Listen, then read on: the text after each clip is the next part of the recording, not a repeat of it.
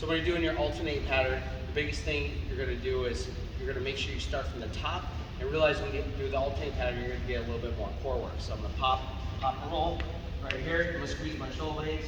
Start from the top, come down and out, up and in, down and out, up and in.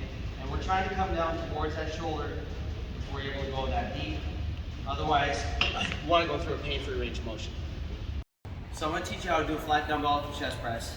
I'm going to teach you the technique for all variations. So whether you're doing just a regular press, or you got an elbow in press, a 1/4 press, an alternating press, even if you're using bands or chains, this technique is going to apply for all those positions.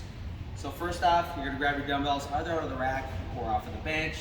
So I'm going to grab these guys. What you want to do is you want to step in front of the bench. You want to put the weights on your thighs near your knee.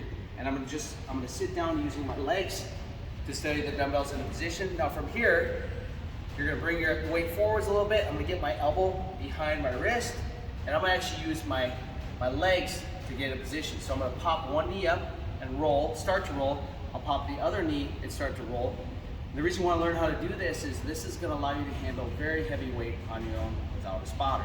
So I'm going to pop and roll. Then from there, now in position, I'm going to squeeze my shoulders back. I'm going to pinch my elbows, and what I'm going to do is I always have my elbows like right underneath the load, and now I'm going to start from the top. Okay, and again, this technique will apply for all variations. I'm going to squeeze my shoulder blade into the bench, and I'm going to come down and out, up and in. I'm going to come down and out, up and in.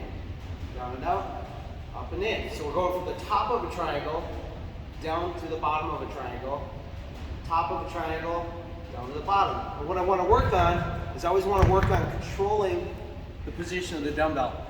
So when you do it right, your elbow is always going to be under your wrist, okay? So if I have a single arm, I'm going to have my elbow under my wrist. And actually, I think we'll film it from behind, so we'll pause the camera for a second.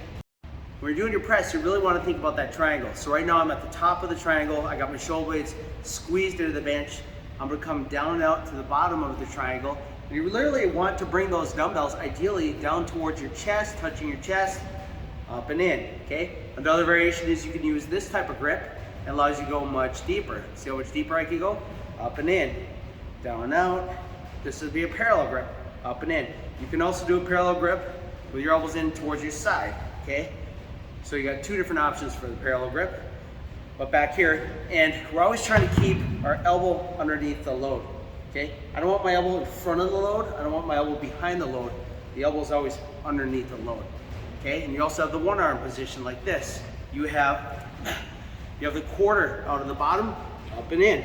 So you have all these different variations. Now what I've done, I'm gonna pop up. I always want to make sure I finish my rep at the top. You're gonna pop a knee up, and what you're gonna do is you're gonna basically bring the dumbbell to the top of the knee, and you're just gonna roll forwards. So I just push into it a little bit, one more time, come down a little bit, and I just push, and you can roll right up. Another concept that we teach when we teach people how to do dumbbell presses is we really want to kind of have chest up position. So when I'm down here, I'm going to pop up that chest a little bit, and I'm really going to focus on squeezing those shoulder blades together. So I have a chest is up, I'm going to take those shoulder blades, I'm going to squeeze them back real tight, and the angle of my arm relative to my torso, if we're doing more of an elbow up position, you never want to be up here. You don't want your elbows flaring out on any of these variations. So whether it's a 1/4, alternating, regular press, you want your elbow a little bit below parallel, or even down here, 45, 60 degrees. That's going to spare your shoulder, and you're really keeping your shoulder blades pinched as you're pressing. Keep them pinched, whether you're doing the 1/4, whatever variation. Make sure you keep it really pinched, and that's going to really protect your shoulder. Also, another thing too is contact. When you do this press, you're going to have your heels. You're going to have your heels flat. What you want to do is bend your knees a little bit as well. You'll be a little bit stronger. You want your butt down. Always keep your butt down. Don't lift your butt off the bench. Keep your shoulders down and your head down. Sometimes people are lifting their head up like this. You lose a lot of strength when you lift your head. There's something called symmetrical tonic reflex. When your head is down and you're pushing in the bench, you get a little bit of strength from your neck, which actually engages all your other muscles of your body, all the other extensions. So make sure you keep that contact. Head down, shoulder blades squeezed tight, butt down, feet feet down and a little bit of bend in that knee.